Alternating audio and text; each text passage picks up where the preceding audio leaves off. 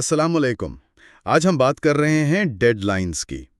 یہ ایک ایسا لفظ ہے جو سنتے ہی اکثر لوگوں کے ذہن میں دباؤ آتا ہے، گھبراہٹ ہوتی ہے، شاید تھوڑی ناگواری بھی۔ جی بالکل، لیکن سوال یہ ہے کہ کیا ہم اس پورے تصور کو، اس ڈیڈ لائن والی بات کو ایک مختلف زاویے سے دیکھ سکتے ہیں، شاید زیادہ کارآمد طریقے سے؟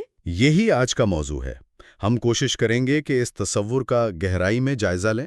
اور ہماری اس گفتگو کی بنیاد ایک کتاب ہے، ڈیڈ لائنز کو دوبارہ سوچنا، تکمیل کا ایک نیا انداز، خاص طور پر اس کا 5واں باب۔ تو مقصد صرف یہ جاننا نہیں کہ ڈیڈ لائن کیا ہے، بلکہ یہ سمجھنا ہے کہ اس کے بارے میں سوچ کیسے بدلیں تاکہ جو کام شروع کیے ہیں وہ پورے بھی ہوں۔ بالکل، ہم دیکھیں گے کہ ڈیڈ لائنز ہوتی کیا ہے، ان سے جڑے ہمارے رویے کیسے ہیں، اور انہیں ایک مفید ٹول، ایک اوزار کے طور پر کیسے استعمال کیا جا سکتا ہے تاکہ کام مکمل ہو۔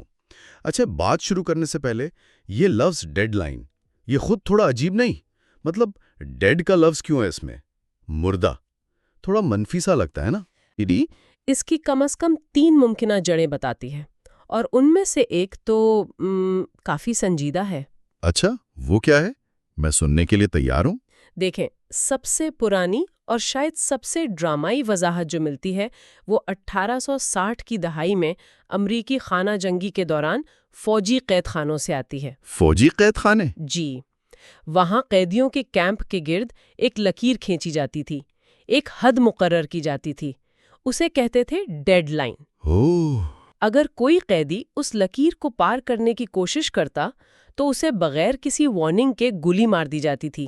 باپ رے، یہ تو واقعی جان لیوا لکیر تھی۔ جی ہاں، ایک رپورٹ کے مطابق اینڈرسن ویل جیل میں یہ لکیر اندرونی بار سے کوئی 17 فٹ کے فاصلے پر تھی، تو یہ اصل مطلب تو بہت ہی شدید ہے۔ اس پس منظر کو جان کر تو یہ لفظ اور بھی زیادہ خوفناک سا لگتا ہے۔ بالکل۔ اچھا، دوسری ممکنہ ابتدا پرنٹنگ کی صنعت سے ہے۔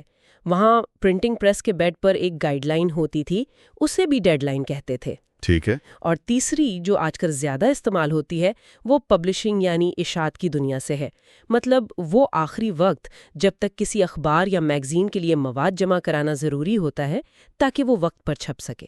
تو فوجی معنی سب سے پرانے اور سخت ہیں، پرنٹنگ والے ٹیکنیکل، اور اشاعت والے آج کل سب سے زیادہ عام۔ جی، لیکن یہ سمجھ آتا ہے کہ ان تاریخی جڑوں کی وجہ سے، خاص طور پر وہ فوجی والی، یہ لفظ آج بھی دباؤ اور منفی احساسات سے کیوں جڑا ہوا ہے۔ ہاں، یہ تاریخی بوجھ شاید ہمارے ذہن پر اثر کرتا ہے، لاشعوری طور پر۔ بالکل، لیکن کتاب کا جو بنیادی سوال ہے وہ یہی ہے کہ کیا ہم اس منفی تاثر سے آگے بڑھ سکتے ہیں؟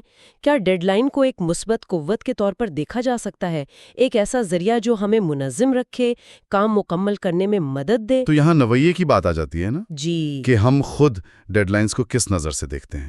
بالکل، اسی لیے کتاب میں ایک چھوٹا سا خود تشخیصی سوال نامہ، ایک سیلف کوئز بھی دیا گیا ہے تاکہ کوئی بھی شخص اپنے ذاتی رویے کو سمجھ سکے۔ دلچسپ، کس طرح کے سوالات ہیں اس میں؟ کچھ مثالیں دیں گی؟ ضرور۔ کچھ بنیادی سوالات ایسے ہیں جیسے کیا ڈیڈ لائن کا لفظ سنتے ہی آپ کو فوراً غصہ یا ناگواری محسوس ہوتی ہے؟ یا آپ اس معاملے میں غیر جانبدار ہیں، کوئی فرق نہیں پڑتا؟ ٹھیک ہے۔ اگر کسی اہم پروجیکٹ کی کوئی طے شدہ ڈیڈ لائن نہ ہو تو کیا آپ خود اپنے لیے ایک ڈیڈ لائن مقرر کرنے کا سوچتے ہیں یا بس چھوڑ دیتے ہیں؟ اچھا سوال ہے۔ کیا آپ ڈیڈ لائن کو ایک حکم سمجھتے ہیں، جیسے کوئی آپ پر زبردستی کر رہا ہو، آپ کی آزادی چھن رہی ہو؟ یا آپ اسے منصوبہ بندی اور ٹریک پر رہنے کے لیے ایک مددگار ٹول سمجھتے ہیں؟ یہ سوالات تو واقعی گہرائی میں جا رہے ہیں۔ یہ صرف یہ نہیں پوچھ رہے کہ آپ ڈیڈ لائن پوری کرتے ہیں یا نہیں، بلکہ یہ کہ آپ اس کے بارے میں محسوس کیا کرتے ہیں۔ بالکل یہی نکتہ ہے۔ ان سوالات کے جوابات سے یہ سمجھنے میں مدد مل سکتی ہے کہ کہیں ڈیڈ لائنز کے بارے میں آپ کا منفی رویہ ہی تو آپ کے کام مکمل نہ کر پانے کی اصل وجہ نہیں۔ اچھا، اگر کوئی ہر ڈیڈ لائن کو دشمن سمجھتا ہے یا ایک بوجھ، تو ظاہر ہے وہ اس سے بچنے کی کوشش کرے گا یا اس کے قریب آنے پر بہت زیادہ دباؤ محسوس کرے گا۔ تو اگر کسی کو اندازہ ہو جائے کہ اس کا رویہ منفی ہے تو پھر کیا رویہ بدلا جا سکتا ہے؟ کتاب کا موقف تو یہی ہے کہ ہاں بالکل بدلا جا سکتا ہے۔ پہلا قدم تو آگاہی ہے، یہ تسلیم کرنا کہ ہاں میرا رویہ منفی ہے۔ ٹھیک ہے۔ اس کے بعد شعوری طور پر اس رویے کو چیلنج کرنا، اسے زیادہ غیر جانبدار یا شاید مثبت بنانے کی کوشش کرنا، یہ سمجھنا کہ ڈیڈ لائنز خاص طور پر وہ جو سوچ سمجھ کر بنائی گئی ہوں وہ آپ کی دشمن نہیں، آپ کی مددگار ہو سکتی ہیں۔ یعنی یہ ماننا کہ ڈیڈ لائن کا مقصد سزا دینا نہیں ہے بلکہ توجہ مرکوز کرنے اور کام کو انجام تک پہنچانے میں مدد کرنا ہے۔ بالکل۔ کتاب میں تحقیق کا حوالہ بھی دیا گیا ہے جہاں لوگوں نے بتایا کہ وہ اکثر کام اس لیے مکمل نہیں کر پائے کیونکہ اس کی کوئی واضح ڈیڈ لائن تھی ہی نہیں۔ اوہ، وہ کام اوپن اینڈڈ تھا، مطلب اس کی تکمیل کی کوئی حتمی تاریخ نہیں تھی۔ ایسی صورتحال میں کام کو ٹالتے رہنا، پروکریسٹینیٹ کرنا بہت آسان ہو جاتا ہے۔ یہ بات تو میں ذاتی تجربے سے بھی کہہ سکتا ہوں۔ جب کوئی کہتا ہے نا جب آپ کو وقت ملے کر دیجیے گا، تو وہ وقت اکثر آتا ہی نہیں، وہ کام لسٹ میں نیچے ہی جاتا رہتا ہے۔ اسی لیے کتاب ایک بہت عملی مشورہ دیتی ہے۔ اگر کوئی آپ کو کسی اہم کام کے لیے ڈیڈ لائن نہ دے تو اپنے لیے خود ایک مقرر کرے۔ خود سے؟ جی، اگر کوئی پروجیکٹ واقعی مکمل کرنا ہے اور اس کی کوئی باہر سے دی گئی ڈیڈ لائن نہیں ہے تو ذمہ داری لیں اور خود ایک حقیقت پسندانہ ریئلسٹک ڈیڈ لائن بنائیں۔ یہ تو کنٹرول واپس اپنے ہاتھ میں لینے والی بات ہوئی، بجائے اس کے کہ حالات پر چھوڑ دیں۔ آپ خود اپنی رفتار اور تکمیل کا تعین کر رہے ہیں۔ جی ہاں، لیکن یہاں ایک اور اہم نقطہ آ جاتا ہے، صرف ڈیڈ لائن کا ہونا کافی نہیں ہے۔ اچھا؟ کتاب کے مطابق دوسری بڑی غلطی جو لوگ ڈیڈ لائنز کے حوالے سے کرتے ہیں وہ ہے غیر حقیقی ڈیڈ لائنز مقرر کرنا۔ ہاں، اس کا ذکر پہلے آیا تھا ڈیتھ مارچ کے حوالے سے، خاص طور پر سافٹ ویئر پروجیکٹس میں۔ اسے تھوڑا اور واضح کریں گی؟ ڈیتھ مارچ کی اصطلاح ان پروجیکٹس کے لیے استعمال ہوتی ہے جن کے اہداف، وسائل اور وقت اتنا غیر حقیقی ہوتا ہے کہ وہ شروع سے ہی ناکامی کی طرف بڑھ رہے ہوتے ہیں، مطلب بالکل ناممکن قسم کے ٹارگٹ۔ اوہو۔ ٹیم پر شدید دباؤ ہوتا ہے، لوگ بالکل تھک جاتے ہیں، برن آؤٹ ہو جاتے ہیں اور اکثر نتیجہ بھی خراب ہی نکلتا ہے۔ تو یہ صرف سافٹ ویئر میں نہیں ہوتا ہوگا؟ نہیں، بالکل نہیں۔ کوئی ایونٹ پلان کرنا ہو، گھر کی مرمت کروانی ہو، کوئی تحقیقی مقالہ لکھنا ہو یا کوئی بھی تخلیقی کام، اگر آپ خود کو مناسب وقت نہیں دیتے تو آپ ایک طرح سے خود کو ناکامی کے لیے تیار کر رہے ہوتے ہیں۔ تو غیر حقیقی ڈیڈ لائن کا نقصان صرف یہ نہیں کہ کام وقت پر نہیں ہوتا، بلکہ کام کا معیار بھی گر جاتا ہے۔ بالکل، جلد بازی میں کیا گیا کام شاذ و نادر ہی آپ کا بہترین کام ہوتا ہے۔ آپ تفصیلات نظر انداز کر سکتے ہیں، غلطیاں کر سکتے ہیں اور تخلیقی سوچ کا موقع گما سکتے ہیں۔ مقصد صرف کام ختم کرنا نہیں ہونا چاہیے بلکہ اسے اچھے طریقے سے ختم کرنا ہونا چاہیے۔ تو ڈیڈ لائن ایسی ہو جو متحرک تو رکھے لیکن اتنی تنگ نہ ہو کہ گھٹن ہونے لگے۔ بالکل، لیکن اس کا الٹ بھی تو ہو سکتا ہے نا۔ اگر ڈیڈ لائن بہت دور کی رکھ دی جائے، کیا اس سے سستی نہیں آ جاتی؟ ہاں، یہ بھی ایک مسئلہ ہے۔ یہ بھی ایک جائز تشویش ہے۔ ایک مشہور تصور ہے پارکنسنس کا قانون۔ وہ کہتا ہے کہ کام اتنا ہی پھیل جاتا ہے جتنا وقت اس کے لیے دستیاب ہو۔ اچھا؟ اگر ڈیڈ لائن بہت دور ہو تو وہ جو فوری ضرورت کا احساس ہوتا ہے نا، وہ کم ہو جاتا ہے۔ پھر کام کو ٹالنے یا غیر ضروری طور پر پیچیدہ بنانے کا رجحان بڑھ سکتا ہے۔ تو آپ کی پہلے والی بات یاد آ گئی۔ ڈیڈ لائن گولڈی لاکس اصول پر ہونی چاہیے، نہ بہت جلدی نہ بہت دیر سے، بلکہ بالکل مناسب، جسٹ رائٹ۔ کیا خوبصورتی سے خلاصہ کیا آپ نے۔ بالکل یہی نقطہ ہے۔ اور اچھی خبر یہ ہے کہ جب آپ خود اپنے لیے ڈیڈ لائنز مقرر کرتے ہیں تو آپ اس بالکل مناسب نقطے کو تلاش کرنے کی بہتر پوزیشن میں ہوتے ہیں، کیونکہ آپ اپنی رفتار اور کام کی ضروریات کو بہتر سمجھتے ہیں۔ ٹھیک ہے، تو ہم نے حقیقت پسندانہ ڈیڈ لائن کی اہمیت پر بات کی، لیکن کیا بڑے اور پیچیدہ پروجیکٹس کے لیے صرف ایک حتمی ڈیڈ لائن کافی ہوتی ہے؟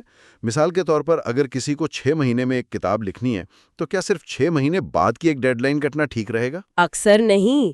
بڑے اور پیچیدہ کاموں کے لیے صرف ایک دور کی حتمی ڈیڈ لائن رکھنا کافی نہیں ہوتا، بلکہ یہ الٹا خوفزدہ کر سکتا ہے۔ اتنا بڑا کام، اتنی دور کی تاریخ۔ ہاں، لگتا ہے کہ ابھی بہت وقت ہے۔ جی، یہاں عبوری ڈیڈ لائنز یا مائلسٹونز کا تصور بہت کارآمد ثابت ہوتا ہے۔ انٹرم ڈیڈ لائنز، عبوری ڈیڈ لائنز، یعنی راستے میں چھوٹی چھوٹی چوکیاں یا پڑاؤ مقرر کرنا۔ بالکل، اس کا مطلب ہے کہ آپ بڑے پروجیکٹ کو چھوٹے قابل انتظام حصوں میں تقسیم کرتے ہیں اور ہر حصے کی تکمیل کے لیے اپنی ایک الگ چھوٹی ڈیڈ لائن مقرر کرتے ہیں۔ اچھا، یہ اس بڑے پہاڑ جیسے کام کو چھوٹی چھوٹی پہاڑیوں میں بدل دیتا ہے جنہیں عبور کرنا آسان محسوس ہوتا ہے۔ یہ تو منطقی لگتا ہے۔ اس سے پیش رفت بھی نظر آتی رہتی ہے اور حوصلہ بھی بنا رہتا ہوگا۔ جی ہاں، کتاب لکھنے کی مثال ہی لے لیں۔ آپ ہر باب کے لیے یا تحقیق کے مرحلے کے لیے یا پہلے ڈرافٹ کے لیے الگ الگ عبوری ڈیڈ لائنز مقرر کر سکتی ہیں۔ یا جیسے کوئی بڑی تقریب کرنی ہو۔ بالکل، اگر آپ کسی بڑی تقریب کی منصوبہ بندی کر رہی ہیں تو آپ مہمانوں کی فہرست بنانے، دعوت نامے بھیجنے، کیٹرر بک کرنے، ان سب کے لیے الگ الگ ڈیڈ لائنز رکھ سکتی ہیں۔ اور اس سے جڑی ہوئی حکمت عملی جس کا آپ نے ابھی ذکر کیا، وہ ہے بڑے کاموں کو چھوٹے حصوں میں توڑنا، بریکنگ ڈاؤن ٹاسکس۔ درست، یہ دونوں حکمتیں عملیاں ساتھ ساتھ چلتی ہیں۔ عبوری ڈیڈ لائنز تبھی مؤثر ہوتی ہیں جب آپ نے کام کو واضح چھوٹے حصوں میں تقسیم کیا ہو۔ یہ نہ صرف کام کو کم بوجھل بناتا ہے بلکہ ہر عبوری ڈیڈ لائن کو پورا کرنے پر کامیابی کا احساس بھی دلاتا ہے، اور وہ احساس آپ کو مزید کام کرنے کی ترغیب دیتا ہے۔ تو یہ صرف ٹائم مینجمنٹ نہیں، یہ تو موٹیویشن مینجمنٹ بھی ہے۔ آپ کہہ سکتے ہیں یہ آپ کو ٹریک پر رکھتا ہے، آپ کو ایک واضح روڈ میپ دیتا ہے اور بڑے ہدف کو قابل حصول بناتا ہے، چاہے وہ گھر کی صفائی کا بڑا منصوبہ ہو یا کوئی پروفیشنل پروجیکٹ۔ تو اگر ہم آج کی گفتگو کا خلاصہ کریں، ڈیڈ لائنز اگرچہ ان کا نام اور تاریخ تھوڑی منفی ہے، انہیں ایک مثبت اور کارآمد ٹول کے طور پر اپنایا جا سکتا ہے۔ جی، شرط یہ ہے کہ ہمارا رویہ درست ہو، ڈیڈ لائنز حقیقت پسندانہ ہوں، بالکل۔ اور بڑے کاموں کے لیے عبوری ڈیڈ لائنز اور کام کو چھوٹے حصوں میں تقسیم کرنے کی حکمت عملی استعمال کی جائے۔ بالکل صحیح خلاصہ ہے، اور یہ نکتہ بھی اہم ہے کہ اگر کوئی واضح ڈیڈ لائن نہ دی گئی ہو تو خود ایک مقرر کرنا ضروری ہے۔ غیر حقیقی توقعات سے بچنا اور پیچیدگی کو منظم کرنا، یہ کلیدی باتیں ہیں۔ کتاب میں یقیناً ان خیالات کو عملی جامہ پہنانے کے لیے کچھ مشورے یا مشقیں بھی دی ہوں گی۔ ہاں، ایک بہت عملی مشق تجویز کی گئی ہے۔ سننے والے یہ کر سکتے ہیں کہ وہ ان اہم ترین نامکمل پروجیکٹس یا کاموں کی فہرست بنائیں جنہیں وہ واقعی مکمل کرنا چاہتے ہیں۔ ٹھیک ہے، فہرست بن گئی۔ اس کے بعد ہر پروجیکٹ کے آگے دیکھیں کیا اس کی کوئی موجودہ ڈیڈ لائن ہے۔ اگر نہیں تو فوراً ایک حقیقت پسندانہ حتمی ڈیڈ لائن مقرر کریں۔ یہ سوچیں کہ اس کام کو مکمل کرنے کے لیے مناسب وقت کتنا ہوگا۔ ٹھیک ہے، حتمی ڈیڈ لائن لگ گئی۔ پھر وہ عبوری ڈیڈ لائنز والا مرحلہ؟ جی، پھر غور کریں کہ کیا یہ پروجیکٹ اتنا بڑا یا پیچیدہ ہے کہ اسے عبوری ڈیڈ لائنز کی ضرورت ہے۔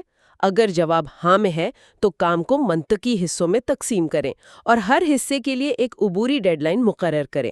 جیسے مثال کے طور پر، اگلے پیر تک مجھے اس موضوع پر تحقیق مکمل کرنی ہے، یا مہینے کے آخر تک پہلا ڈرافٹ تیار کرنا ہے، وغیرہ۔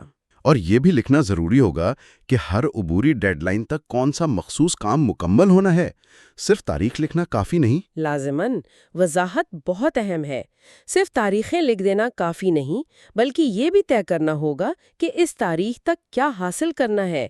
یہ بڑے کام کو چھوٹے قابل پیمائش اقدامات میں تقسیم کرنے اور اپنی پیش رفت کو ٹریک کرنے کا ایک ٹھوس طریقہ ہے۔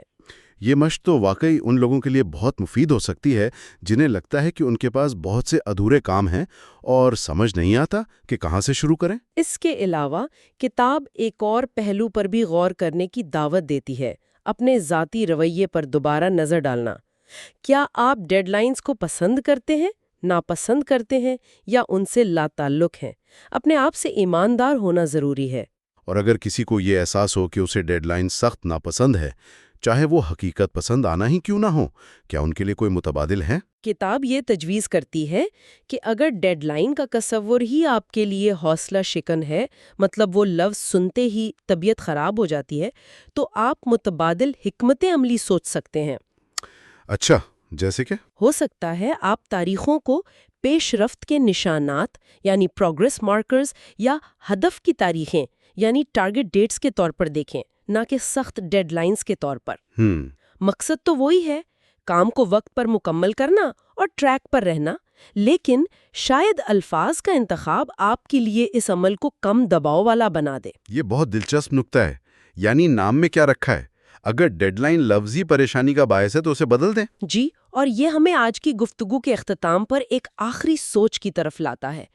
کیا ڈیڈ لائن کی جگہ تکمیل کی تاریخ یعنی کمپلیشن ڈیٹ، یا پیش رفت کا ہدف یعنی پروگریس ٹارگٹ، یا شاید منزل کی تاریخ یعنی ڈیسٹینیشن ڈیٹ جیسے زیادہ مثبت یا غیر جانبدار الفاظ استعمال کرنا نفسیاتی طور پر مددگار ثابت ہو سکتا ہے؟ واہ، یہ تو ایک چھوٹا سا نفسیاتی ہیک جیسا لگتا ہے۔